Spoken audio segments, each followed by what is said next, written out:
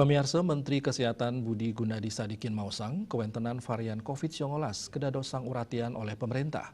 Kanan puniki memargi sangkaning varian virus inucap sampun ngelimbak ring mekatah pandegara.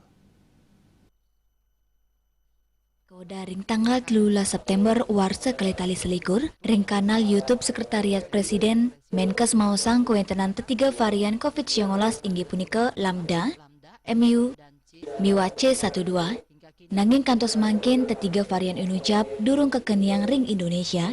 Kita ketahui bersama bahwa virus SARS-CoV-2 ini sangat mudah bermutasi. Sejak munculnya di Desember 2019 hingga sekarang, banyak muncul mutan atau varian baru, termasuk varian Alpha, Beta, varian Gamma, dan yang terakhir varian Delta, yang menyebabkan lonjakan kasus yang sangat tinggi di India dan juga di Indonesia di bulan Juli yang lalu.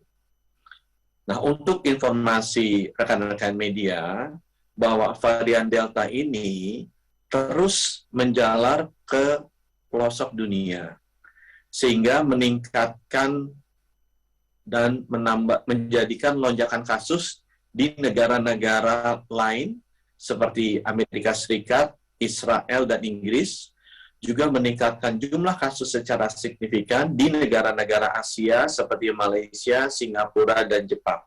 Ya, mengikuti apa yang sudah terjadi di India dan Indonesia.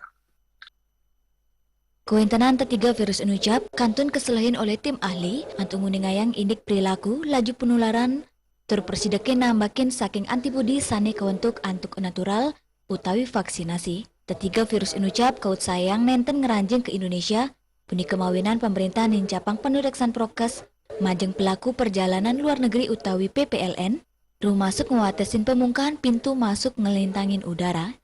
Dia Dewi Bali Pos Nguningayang.